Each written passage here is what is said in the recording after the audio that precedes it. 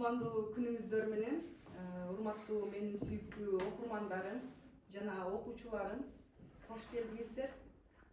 Бүгүн биз сиздер менен тарых сабагынын эң негизги функциясы болгон таанып билүү функциясынын негизинде дүйнө тааныйбыз, өлкө тааныйбыз жана алган билимдерибизди пайдаланабыз, тереңдетебиз, изилдейбиз балдар.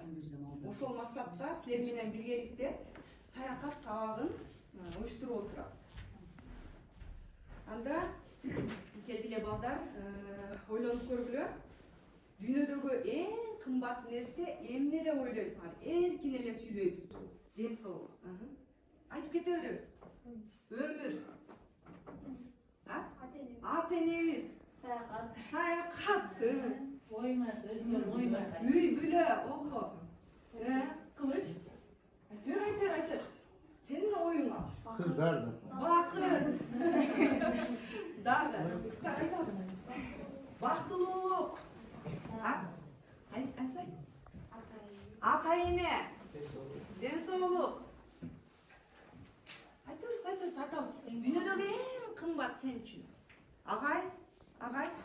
Айтабыз. Балдарым. Убакыт. Эжеке. 12 мүчөмүн соолугу. Ден соолук. Айтасыздар, бардыгыбыз айтабыз. Өмүр.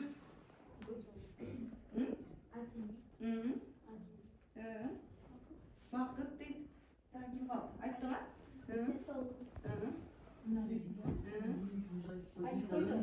Өмүр. Жашоо. Ден соолук. Кимдер калды? Айтабыз кыздар. Ата эне. Үй бүлө. Убакыт. Рахмат. Экинчи суроо, дагы бир экинчи суроо. Эгерде силерге көрүнбөй калуу мүмкүнчүлүгү берилсе, кандай колдонот элеңер? Силерге бир саатка көрүнбөй калуу убактысы берилди да, невидимка болобуз го? Ошо невидимка болуу убактысы берилди. Силер эмне кылат элеңер? Кантип пайдаланат элеңер? Музейлерге кирипчү.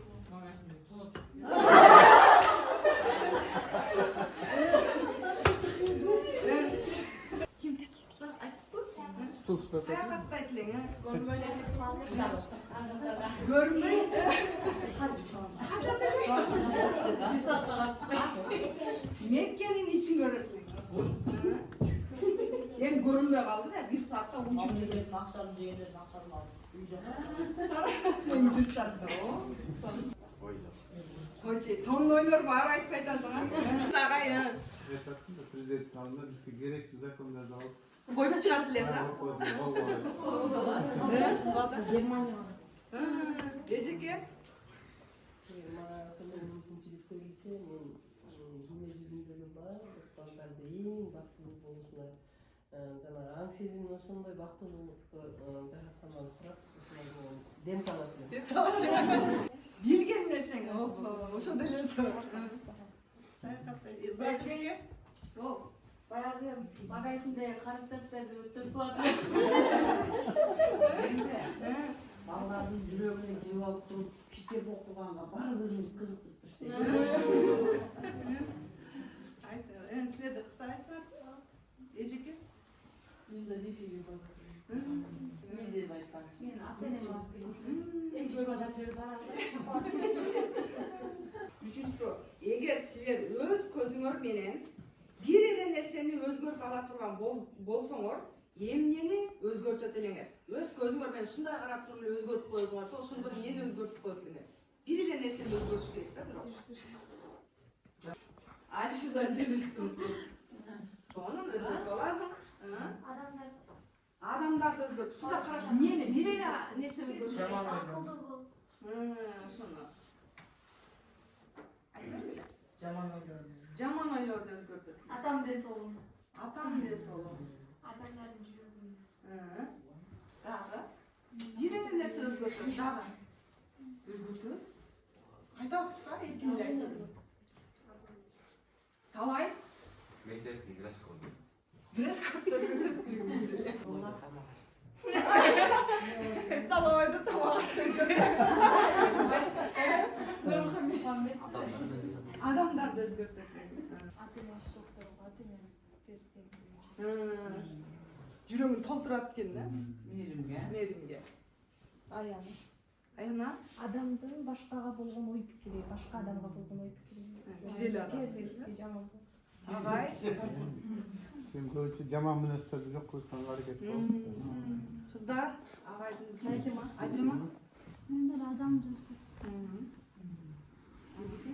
Бир гана жакшылыктар боло берсин. Жамандык жок боло. Барлық инсандардын жүрөгүнө мейирим. Ошону өзгөртөт десе. Өзүң кичинекей кылдың. Балалык чагында. Балалык чагында. Чоң ойлонгон экен да.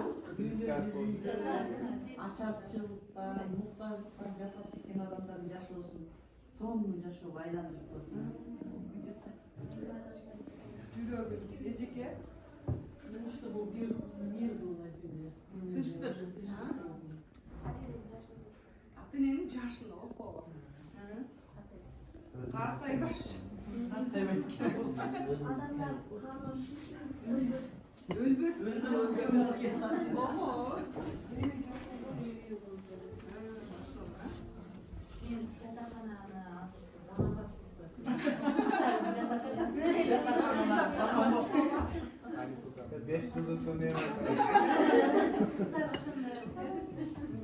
Каникулдарды өзгөртүлөт. Узат. Айбек. Согушту жок. Абады мынакей балдар көрдүңөрбү? Ушул суроолорго мындан 1000 жыл мурда деле суроолор берилген да. Ушул суроолорго жоопторду издеп келишкен экен. Азыр силер бири байлыкты айтты, бириңер эмне дедиңер? Бактылуулук, бири ден соолук айттыңар, бириңер дүйнөнү өзгөртүүнү каалайт элем дедиңер. Ушул суроолорду буга чейин эле адамдар бири-бирине берип келген экен да. Мына дал ушул жерде азыр биз бара турган мамлекет ушул адамдарды ойлонууга үйрөткөн, эң алгачкы ойлонууну үйрөнгөн, ойлонуп сүйлөгөн философиянын бир очогу болгон дүйнөгө, өлкөгө саякатка барабыз. Барайлыбы? Ал өлкөгө баруудан мурда тикет, билет алышыбыз керек. Билеттерибиз бул баштыкта бар. Анан бул жерде силерде ким жакшы, активдүү жооп берсе, мындай баалоо үлүлдөрү бар. Ушулардан ала алсаңар, өзүңөргө алып алып баалайбыз. Азыр мен силерге таратам. Анан бул жерде бет коеюн, ким жардам берип коюшсуздар, ошол жерлерге. Бирөө силер алгыла, Мына жактан алам. Жок, өзүнө бияка болду. Силер бияка эми ошол транспортко тикет алышыбыз керек да. Анан биринчи тандап алышыбыз керек. Ким эмне менен барат? Биздин тикеттер метрого бара берели. Грецияга барып, мына Грецияга баратабыз силер Google Eats менен. Анан метрого апарып коёт. Мен буларга силерге түшүндүрүп турайын. Мына баштыкта мына алгыла, ачып алгыла. Мынаны карагыла, тикетти ачсаңар, тикетиңерде Азens тикет. Бул мен өзүм ошо Афинага баргандагы тикетим. Азens дейт экен алар Афинаны. Бул тикетти карагыла, атайын терминалдан, метро станциядан. Анан ушул биздин тикетте мына белгиленип өзү көрсөтүп турат, птичка болуп. Ушул тикет бир эле алган тикетибиз бир нече транспортко жарайт. Таксиден башкасына. Таксиден башкасына. Бул метробуска, автобуска, трамвайга, велосипедке деле. Азыр балдар силер барыңар. Болгула азыр бара албай каласыңар. Жолдо калып каласыңар. Азыр силер мынадан тандайсыңар. Ушул жерде бизде 4 транспорт бар азыр бара турган. Такси бар, анан велосипед бар, трамвай бар, анан метро бар. Ушул 4-өн бирөөнү тандагыла. Азыр коомдук транспорттан арзаны, эң арзаны 1 евро 20 центтен барасыңар. Эгерде трамвайда барсаңар, метрода барсаңар, анан велосипедде барсаңар 1 евро 20 центтен барасыңар. А таксиде барам дегендер болсо 30 евродон барасыңар. Таңдағыла, таңдап жайғашабыз. Келіп о жайға Мынакей сіздер қайсыны таңдайсыздар, таңдаңыздар. метро. Шуны таңдабаймыз. Таңдаңыздар, аралашып таңдаймыз. Тикетіңер далазыңарда картта команды белгіле тикетіңер менен азыр метро станцияға келіп, метро станцияға барасыңарда метро станциядағы нолға тигізесіңер. Неге келіп тигізсеңер нолар ашылыш керек та. Açılar, yaşıl птичка болады, ошонда барыңар өтүп кетесиңер. Келгилер. Бири-бириңерге тигизсиңер. Урматтуу саякатчылар, биздин презентацияга Кылыч, кел Кылыч. Силер сүрөп баштайсыңар. Башта. Эмоция кош. О, Афинадағы Акрополь. Биік асқан үстінде жайғашқан. Біздер заманға чейин 5 жылында құрылған. Перикл доорунда құрылған. Грек цивилизациясының алтын доорунун символу. Экинчи команда эмне менен бараттык эле? Не транспорт эле? Метро? Метродогу окуучулар ким келет берме? Жемдар.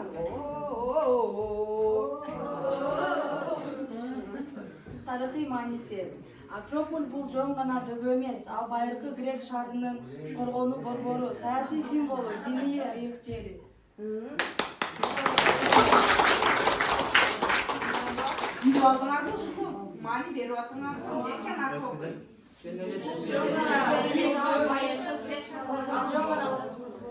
Ненин борбору?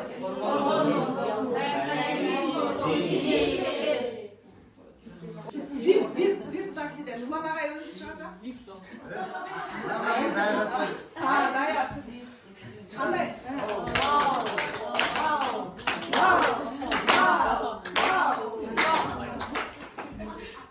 Акрополдун ичиндеги негизги объектилер Парфенон башкы храм, Эрестоин мифологиялык храм, Пропилия кире барыш дарбаза, Дионисстин театры. Дионисстин театры.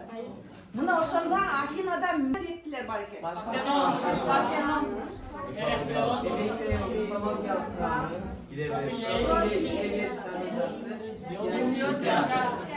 Буларды баарын аттына эс унутуп кала турган болсоңор балдар мына жерде бар. Мына. Храмбайдагылар. Даярбызбы? Даярбыз. Борбордук храм. Парфенон жөнүндө да. Кана кантип сүрөп чыгасыздар?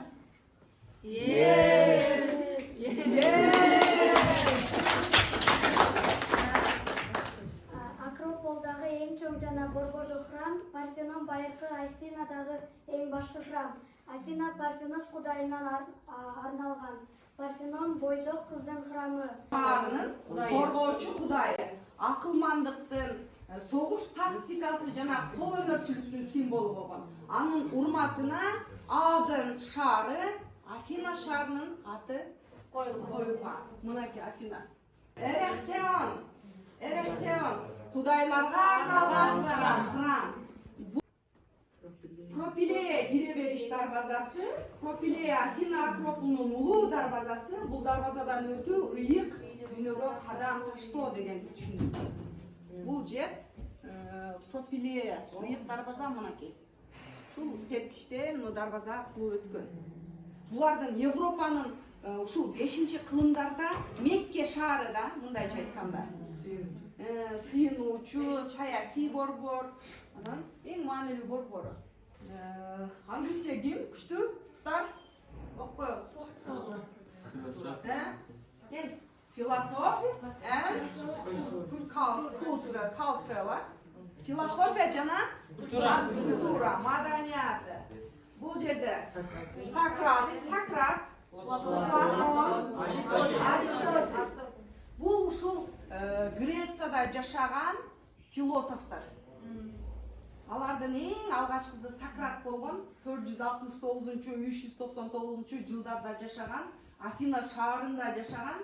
Негизги идеясы суроо берүү, акылмандуулукту, ойлонууну үйрөткөн инсан болгон. Ал дайыма чындыкты издөөнү үйрөткөн. Эч нерсе жазган эмес. Эмгеги жоктан сакталып калган. Keyingisi Platon. Platon bizim zamanға чейин 477-347 жылы жашаган. Ал bunun окуучусу. Сократтын окуучусу. Ал эмне негиздеген экен? Академияны негиздеген. Негизги идеясы идеалдуу мамлекет түзүү болгон. Эмгектерин ал бири-бирине диалог түрүндө ягылат. Сүйлөшүү, маектешүү формасында. Аристотель. Платондун окуучусу. Ликей мектебин негиздеген. Ал деле көптөгөн илимдерди, математикада бар, салымы, физикада бар, биологияда, азыркы айтып атат го, так илимдер дейбиз го. Мына ошол так илимдерге салымын кошкон Аристотель. Македонскийдин мугалими. Александр Македонскийдин мугалими болгон.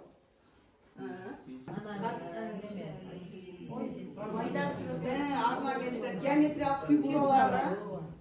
Үчүнчү гейкикама таксидегилер сүйлөйбүз, сиздер вообще таксиде чыккан боюнча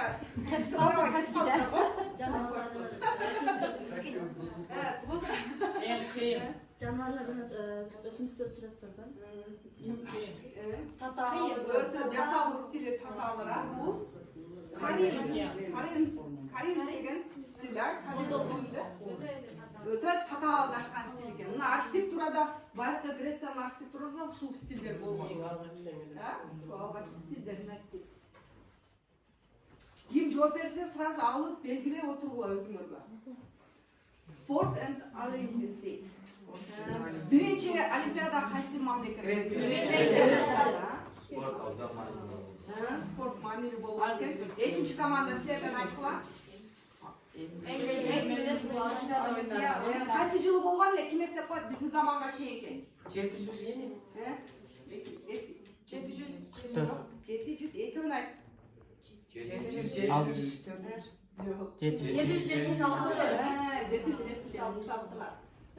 Ошо биздин заманга чейин 776-жылдан бери Олимпиада оюндары бүгүнкү күнгө чейин ойнотуп келет экен. Кайсы жерде өткөргөн экен? Олимпия шаарында өткөргөн. Ошон үчүн эмне деп аталган? Олимпиада. Кийинкилер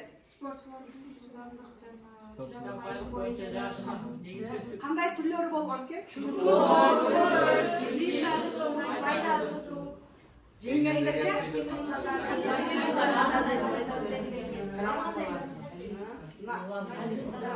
жалбырагынан зайтун жалбырагынан дагы винок берген. Зайтун эмне азыркы биз оливка дарагы.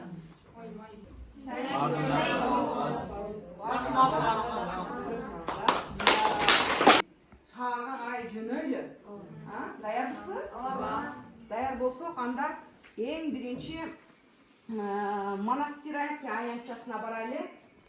Эмне үчүн Монастыряки аянтчасы? Анткени Грециядагы Монастыряки деген сөз өзү кичинекей монастыр дегенди түшүндүрөт экен. Грек тилинен которгондочу. Анан ошол Монастырякиден Акропольга барыш жөө эле барып каласыңар да. Ошон үчүн биз мына Монастыряки көчөсүндө азыр жүрөбүз. Мына много Монастырякин, мына ушул жерден туп-туура кетебиз. Туп-туура барсак, мына эмнеге барабыз да? Эмне экен бул?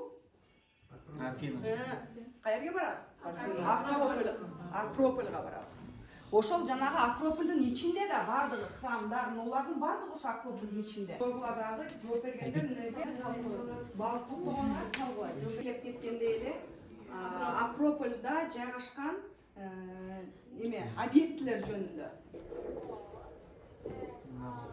Дионистин театрында дүйнөдө театр жөнүндө айтып кетейин. Бул театр дүйнөдөгү эң биринчи тарыхта биринчи театр.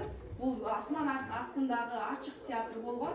Ушул Дионис бул билесиңер жанагынын кудайы болгон да, шаан чөкөт, майрамдын кудайы болгон да. Мына ошондо Дионис дүйнөдө биринчи жолу адамдардын кубанычын, кайгысын өздөрүнө биринчи жолу көрсөткөн. Көрдүңөрбү? Маскалар декалаш болгон. Трагедиялар да бар. Мына могу жерде карагыла ташына чейин тарттым, анткени ушунчалык ташы да мага таасир этти да. Мындай тарыхый жердинчи. Мынаны карагыла. Биздин заманга чейинки ооба 5-кылымдагы ат болду.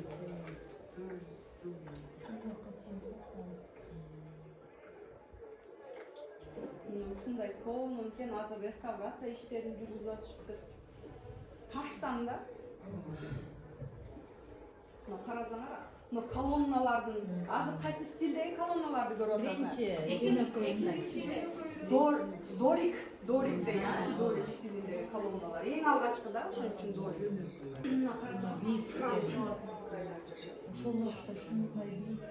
бешинчи кылымда болгондо элестеткиле 400-жылы, 2426 жыл болду да азыр. Кран жок, эчтеке жок. Курулган. Мына жана кире бериш дарбаза эмнеле? Кире бериш пропилей дарбазасы. Пропилей дарбазасынан өттүм, мына эми дарбазадан өтүп, эң негизги храмга барам. Бул пропилей дарбазасы.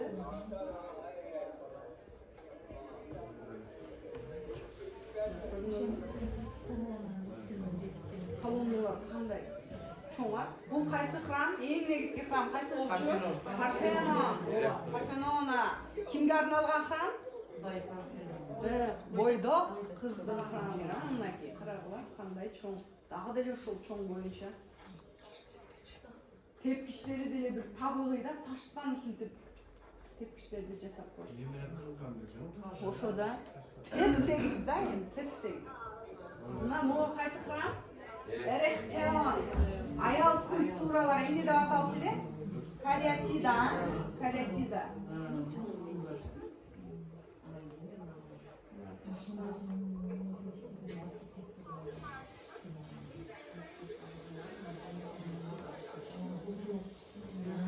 Бул жерде атайын архитекторлор болгон, ооба. Кирей деген архитектор болгон. Фиди деген скульптор болгон. Фиди деген скульптор атайын Афинанын ушул жерде канча метр статуясы азыр жок экен. Афинанын статуясы жок экен. Ооба. Анын найзасы деңизден көрүнүп турчу экен да.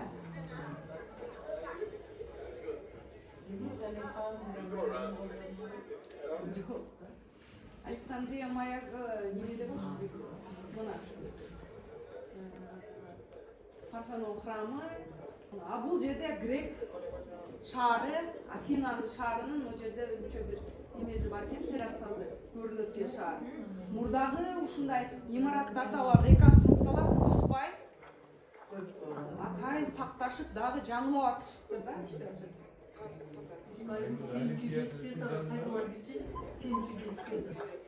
Бул Грециядагы Зевстин немеси кирет эле, ал жок. Ал Олимп тоосунда азыр биякта жок экен ал. Олимп тоосу Берден алыс экен. Бул жерде мен сөзүм бар эле, жакшы угулбай атат да, толук. Ошол жерде таасирлендим да, көрүпчү. Анан мына тарых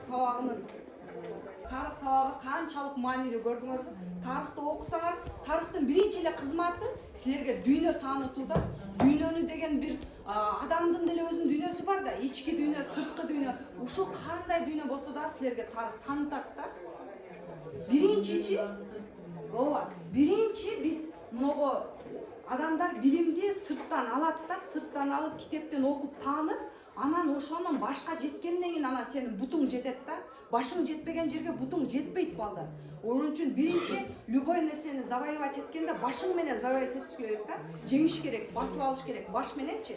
Анан сенин бутуң ошо жерге барат. Анан сенин денең барат да. Ким түшүндү? Кокутак болгач.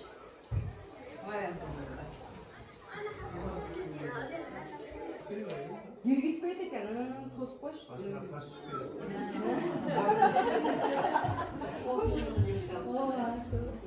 Баары эски канча. Эректион экен, эректион. Бул жерде эски ошо даракты, алиф дарагы эски дейшип ошентишет. Эрикилин статуялар бар. А?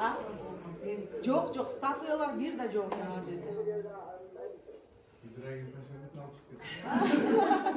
Бул жерде грек-перс согуштарында перстер менен согушканда ирандыктар. Мына ошол грек-перс согушунун урматында булар ушу курулган да. Троялыктар да ошо троялыктар, Троя өстү. Ал башка согушта. Алар гректер менен. Троялыктар бүгүнкү Турциянын аймагында жашагандар да.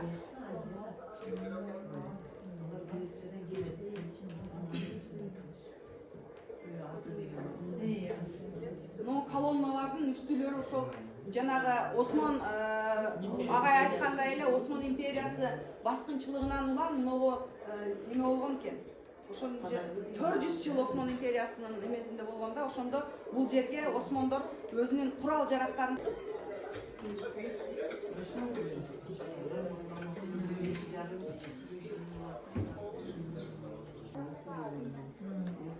мына оливка дарактары турат. Мындай ташына чейин маани берип сакташат экен да.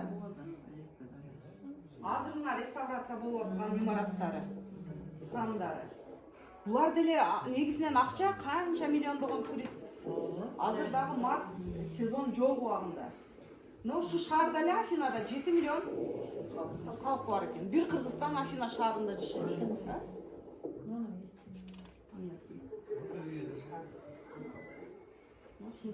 Жаңакты издедим мен, жаңакты көрбөдүм. Мына мондай формаларды кийип алып, жүрүшөт экен сүрөткө түшүп. Бар ону жанагы балалар деген балалар.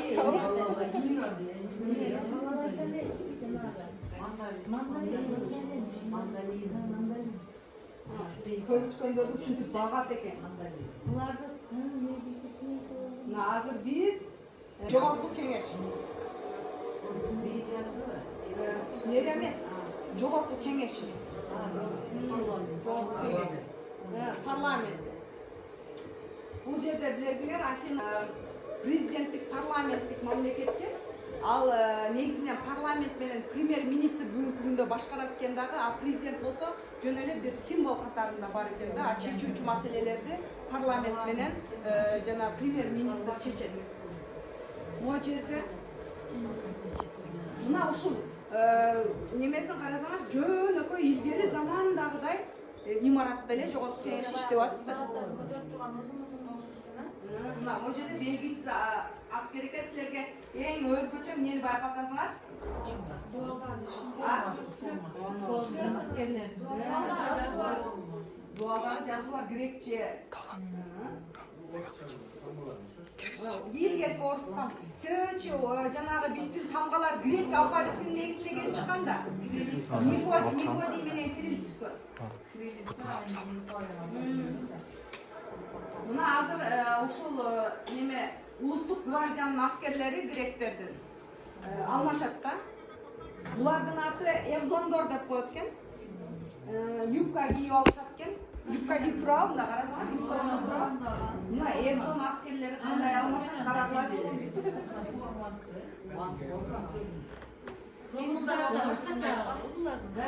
Эмнени байкап атасыңар ушул кыймылдарды? Эмнени түшүндүрөт деп ойлойсуң? Аттарга окшойт дагы. Неге окшош? Роботтарга окшош экен. О, бутундагылар эмне экен? Булар бир неме түшүндүрөт го, кыймылычы бир. Корабльде жүргөн. Жок. Бул ушу буттарын көтөргөн байкасаңар эмнени түшүндүрөт? Мындай кылып атат. Бир нерселер. Арстан. Мындай. Чуяр жасап калыптар. Уктап калган экен. Уктап калдыбы? Жок, бул Жыландай. бир жаныбар немес. Окун фильм. Дагы варианттарды айтабыз. Окун Афина жөнүндө. Şu Afina'da Uluttuk Gvardiyanın Sintagma көчөсүндөгү. Бул жер Нерди байкап атасыңар? Эмне экен бул? Бир адам. Ал кандай адам болушу мүмкүн? Соғыштан Соғыштан Ошо башка парламенттин воин. Парламенттин башчысы. Воин. Boyun deydi. Boyun. Qanday boyun? Ölgön. Ne de aytабыз ошону? Крест. Şu kresten деле айтсаңар, тапсаңар болот.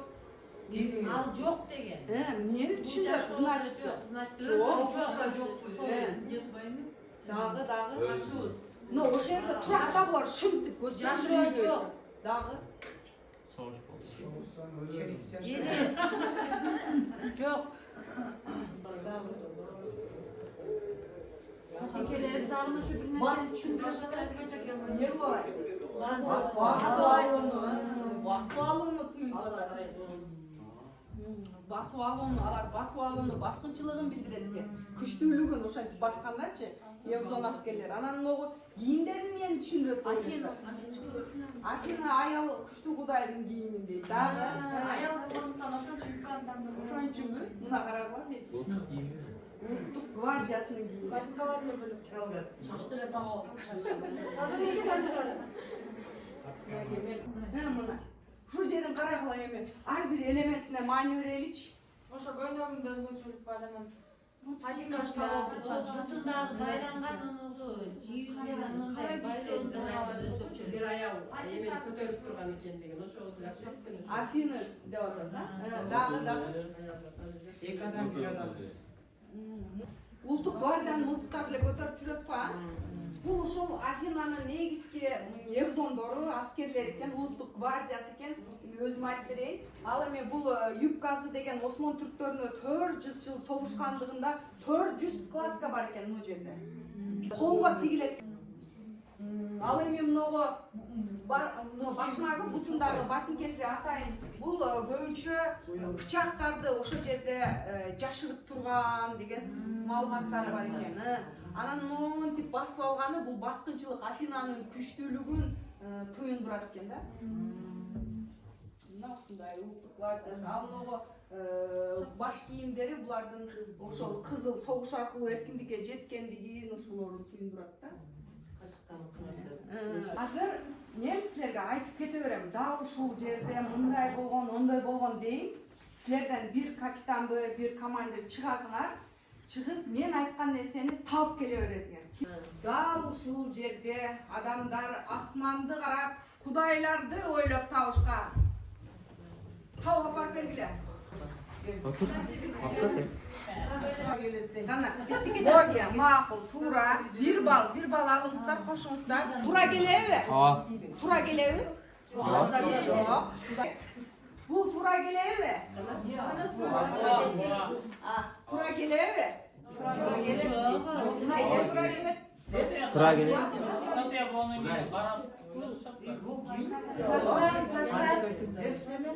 Бұл тура келбей қалды.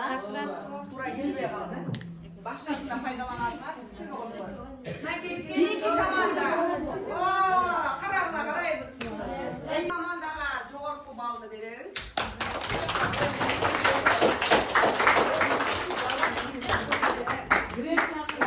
Sizlerge de veriyoruz. Dinki soru. Dal uşul жерде адамдар жерди карап, мыйзамдарды, демократияны ойлоп калышат. Тебе ошону алыш керек.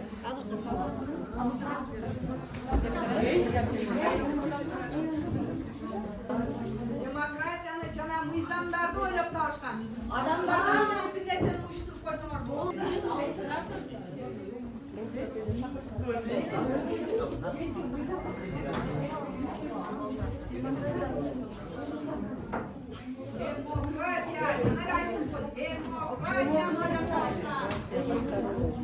Дал ушул жерде адамдар демократияны жана мыйзамды ойлоп табышкан. Кандай белги бар? Кимде кандай белги бар? Көрсөтүңүздөр. Өзүңүздөр айтып бериңиздер, эмне үчүн ал Сократ, эмне үчүн Сократ? Себеби эмне? Айбек? Ал Сократ элдерге суроо берип, алардын жашоо ага илимди өткөн. Строжо буалга ойлонуп жүргөн нерсени сөз менен чечкен. Сөз менен чечкен. Окуучуларым эмне деп айтты эле? Ким? Окуучуларына өзүм билимди өткүзүп берип. Дағы biraz жетпей жатат. Оқучысы Платон, Аристотель, Платон не жөнінде, не қылуды қалады эле.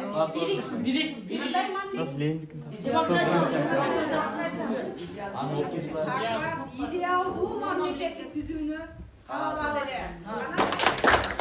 Силерде Сократтын өзү, эмне үчүн Сократтын өзү? Баягы эсбек демократия мыйзамдарды ойлоп табып, ойлонуп бүтүп бардыгына бийлик болуп турган көрүнөт экен да. Ооба. Бардыгына ойлонуп Макул. Бирден бал, биринки. Силер?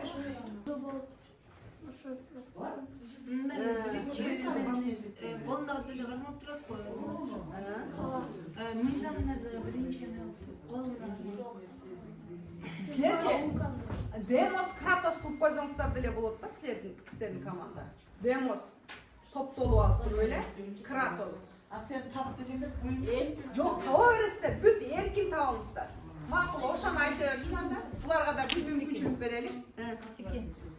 Bu eski koluna molunu kanıp Ursu'da çıklarsa zakonda. Мыйзам бар dedi. Дагы макул деп койгон дечи.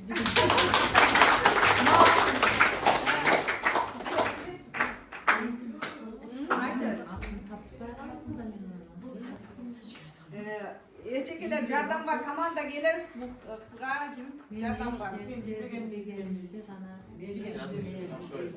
Бул Сократтын сөзү. Мен эч нерсе билбегенимди билем дейт. Ешкімге еш нәрсені айтпай жүріп эле бардык нерсени Адам мен билдим, бул дүйнөдө бир адам бардык нерсени билүүгө мүмкүнбү? Мен билип алдым деп айта аламбы? Жок.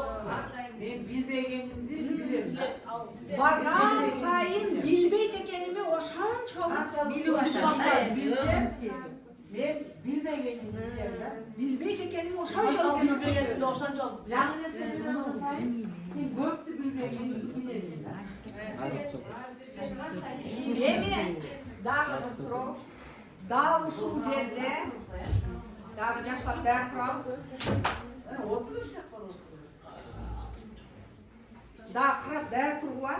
Дал ушул жерде тарыхтын атасы Геродот тарых эмгегин жазган. Эмне үчүн бул көрсөтөбүз? Мына биздин суроо мындай, дал ушул жерде Геродот тарых эмгегин жазган. Биринчи жолу дүйнөдө тарых ушул Грецияда жазылган. Кана? Айтыр, эмне үчүн бул? Бул кагаз эмне үчүн? Бул ошо Грециянын тарыхы. Грецияның тарыхы сүрөтү менен көрсөтүлүп турат. Жана биз саякатка барган жерлердеги бардык неменен көрсөтүп турат оногу. Тарыхый скульптуралар. Ошо мезгилди чагылдырган. Геродот ошол жерде Ошол жерде жашкан, жазган жана жазган неменен Ошол өзү билген нерсени жазып чыккан. жазган дейт, туура жазган ошолор. А бул эмне? китеп ошол тарыхый китептер. Тарых китеби дейт. Кана көрүп көтөрүп коюңуз өзү. Кана Геродоттун биринчи тарых китебин жараткан үчүн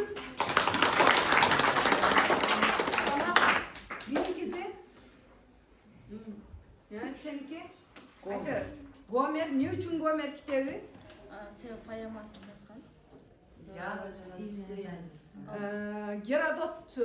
Геродот кол өзүнүн кол немеси менен Илиада жана Одиссеяны поэмасын не окуганбы же жазганбы? Буну Гомер жазып атыр да. Окуган, мурас кылып, айтып берген. Эки буундарга Эпоста кийинкиси Мага бул китепти команда берди. Себеби бул китепте ал өзүнүн тарыхын, өзүнүн башынан өткөн нерселерди, мындай өзү көргөн нерселерди айтып берди.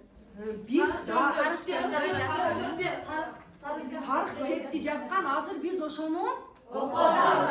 Көрсөтөм ошону. Бул болсо, сурап коебуз. Ким экен? Геродот. жана ошо Колуна болсо биринчи тарых. Эмгек жазган.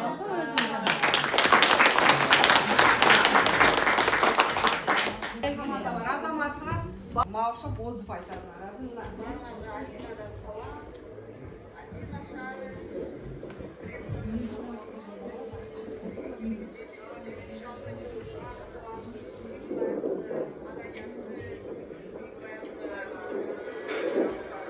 Археологиялық madani естеліктерді көріп,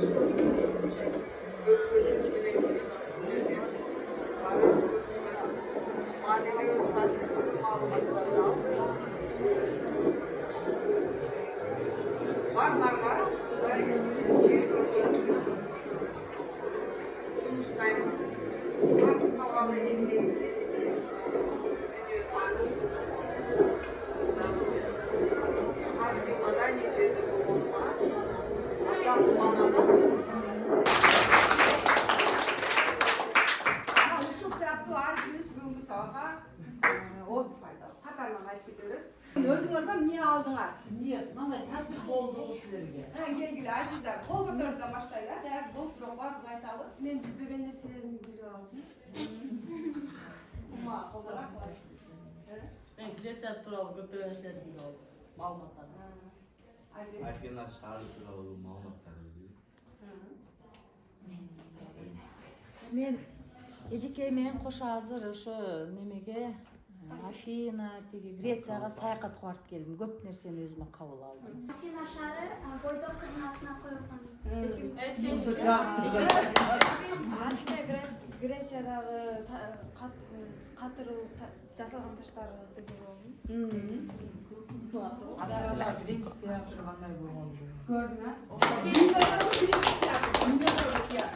Мен Афинанын Грециянын улуттук гвардиясын Эвзондорду көрдүң,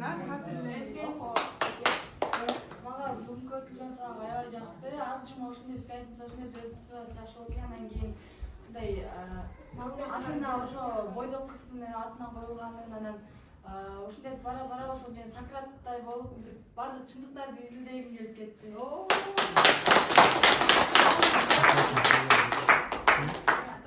Греция бул менин жакшы көргөн мамлекеттердин бири. Мага бүгүнкү сабак аябай жакты. Себеби мен көп билбеген нерселерди билип алдым. Айныкса эки адам кыймылдап жанагы кийимдери Мен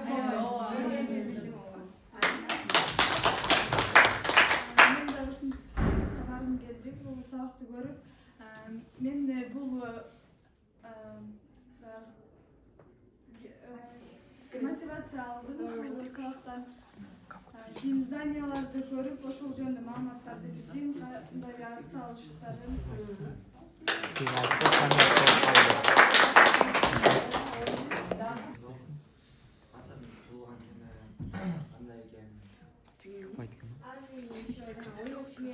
Үчкө бөлүнүп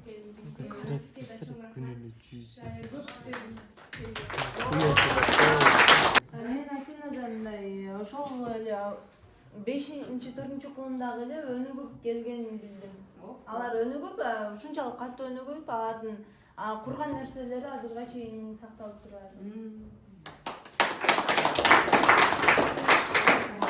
Эжеке бизге бүгүн көрсөттү, как прекрасен наш мир.